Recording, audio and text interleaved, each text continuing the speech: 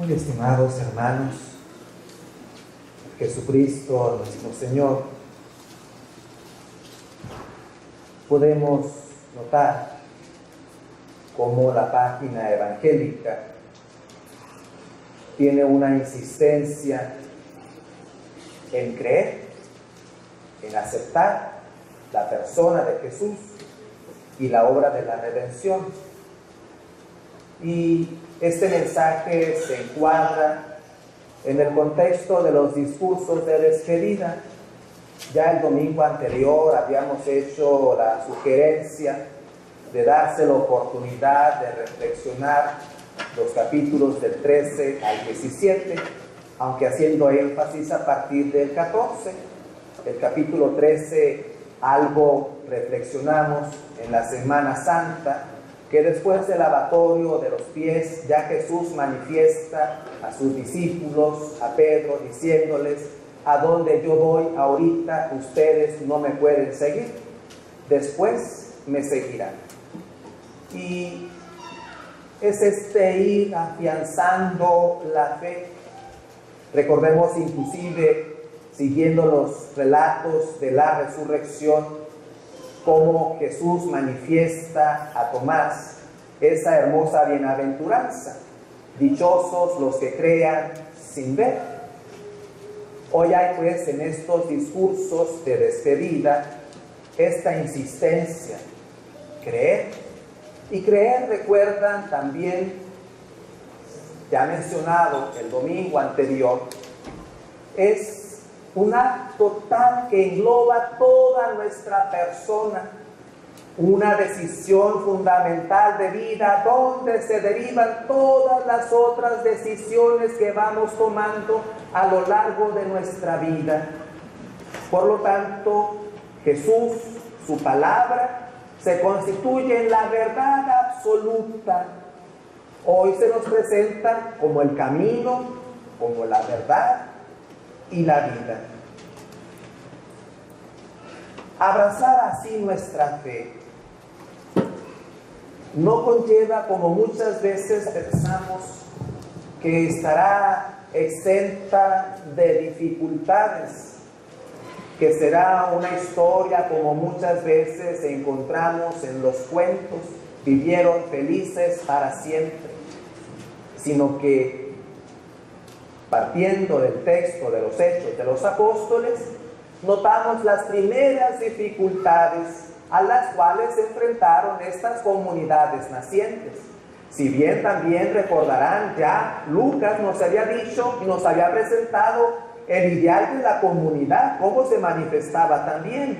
Se reunían perseverantemente los domingos, el día del Señor nos dice, a escuchar la palabra, a la oración, a la enseñanza de los apóstoles, a la fracción del pan y para poner en común sus bienes.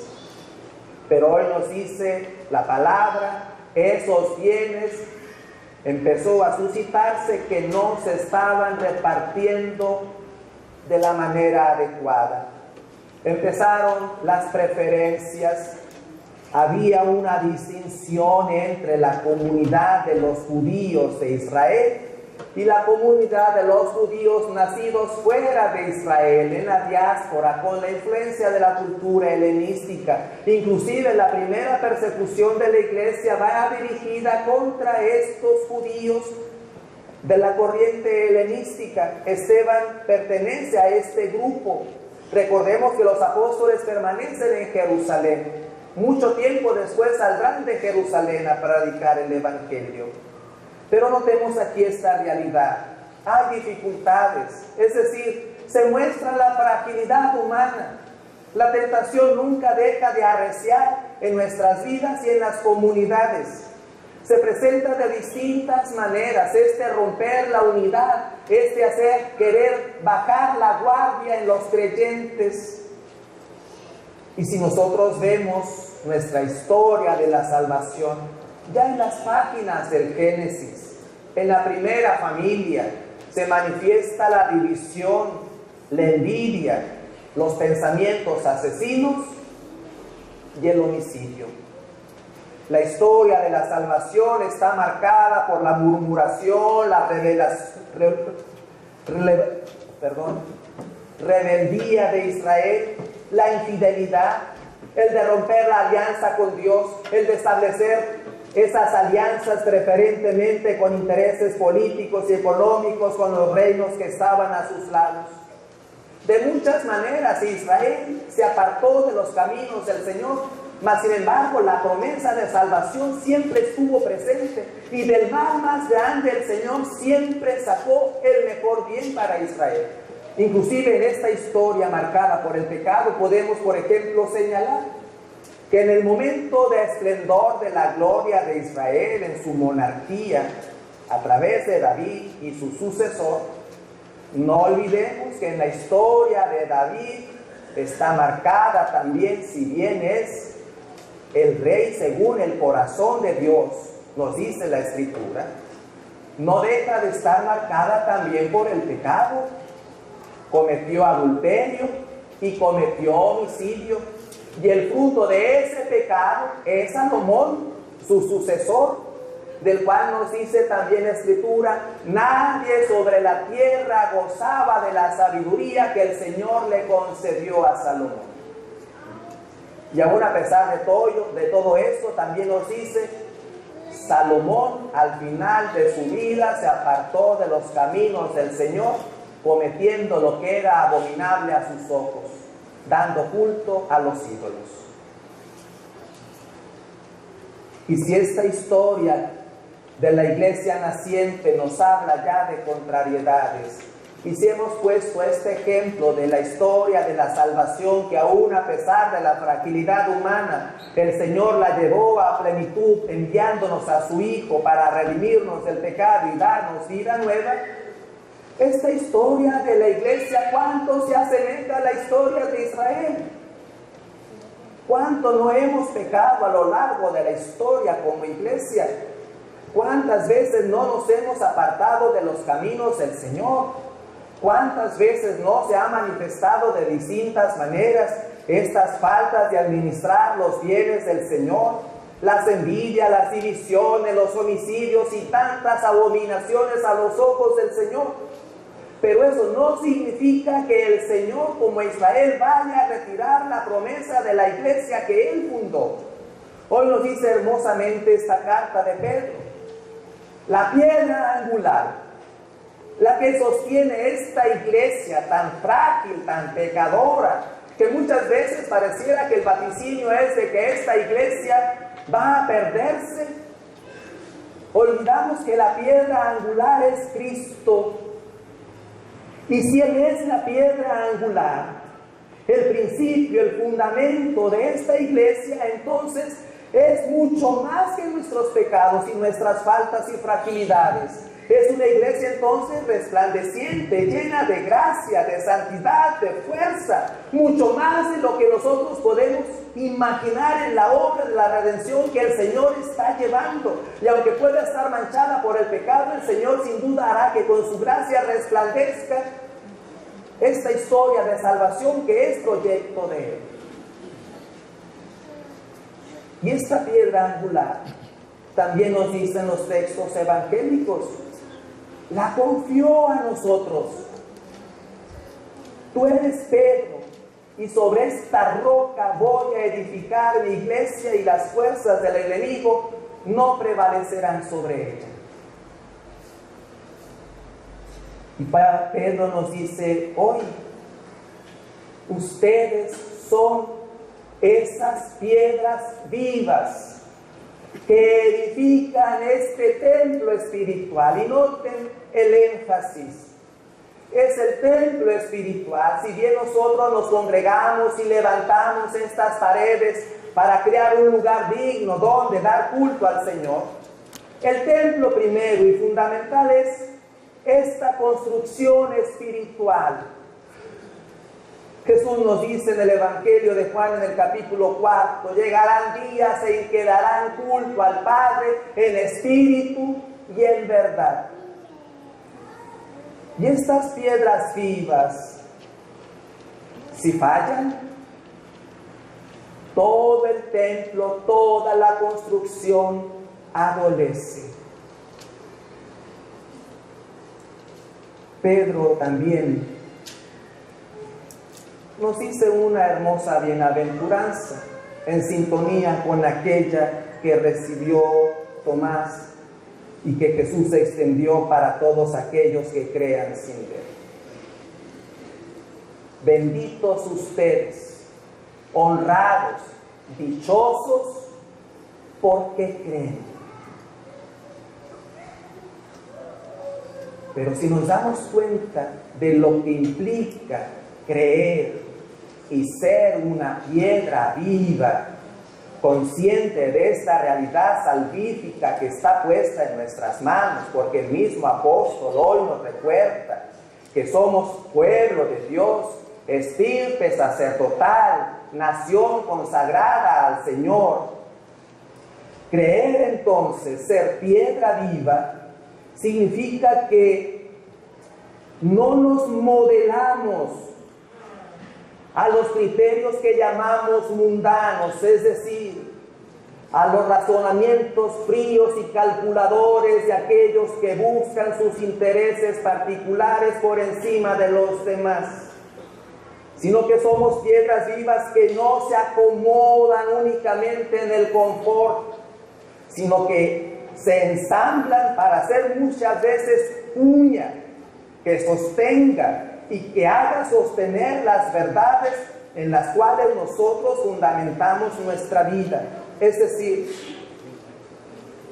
que no sean piedras que se disuelven fácilmente y que se desmoronan como arena, o bien que se disuelven y no dejan absolutamente nada, es decir, insípidas. No somos sal de la tierra, sino que verdaderamente ese ser una piedra viva que se inserta en este mundo, sepa en verdad edificar.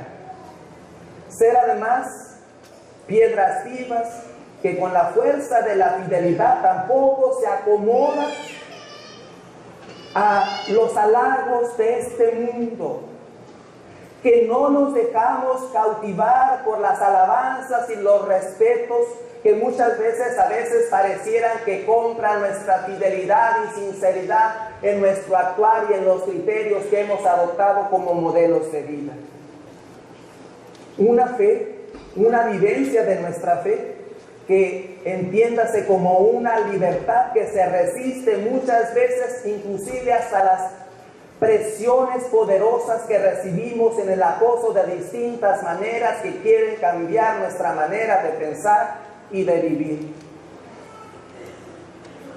Inclusive nuestra manera austera de vivir, o bien poseyendo bienes para compartir, sea en verdad un testimonio y no un deseo de querer generar los reflectores hacia nuestra persona, sino que más bien nosotros seamos espejos que reflejen que aquel que mueve nuestros corazones y nuestro espíritu es Cristo Jesús nuestro Señor.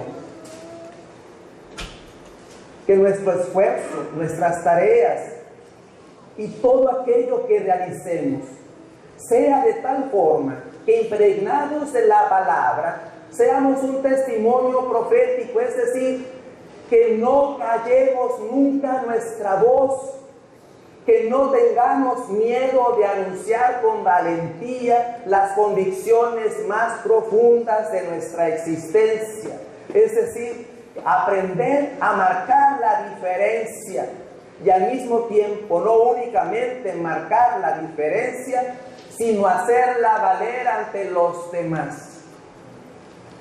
Creer entonces conlleva mucho más de lo que a veces pensamos es únicamente hacer con sinceridad, sin duda alguna, la profesión de fe cada vez que nos reunimos como asamblea cristiana.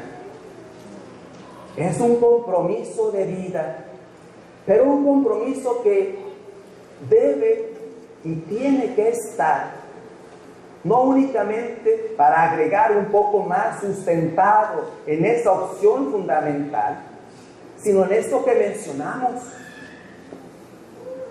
de ver la grandeza de esta iglesia querida llamada por Dios, de ver al Señor verdaderamente resplandeciente, resucitado, lleno de gracia y de verdad, de lo que somos llamados no únicamente a hacer en este mundo, sino lo que estamos llamados a hacer. Voy a la casa de mi Padre a prepararles una morada. Son peregrinos en este mundo, vendré por ustedes. De darnos cuenta entonces que lo que nosotros podemos pensar es que nuestra iglesia en nuestros días, es que nuestra comunidad en nuestros días, es que nuestra familia en nuestros días. El proyecto divino es más grande. Y entonces tendríamos que decir, hay que aprender a vivir nuestra fe en esta iglesia, con este Papa, con este nuestro obispo, con estos sus sacerdotes, con esta su comunidad, esta que está enraizada aquí en Nuestra Señora del Carmen y no otra. Es aquí donde estamos llamados a administrar los bienes de Dios, eliminar las preferencias, a actuar en el nombre de Cristo, a sentirnos orgullosos de estar insertados en esta dinámica para expresar, vivir, profundizar y anunciar nuestra fe. Y en ese sentido, qué grande es nuestra fe y qué grande es el Señor, que nos llama a compartirla y sobre todo que nos invita a alegrarnos porque Él ha vencido al mundo y se nos presenta a nosotros como camino, verdad y vida. Profesemos nuestra fe.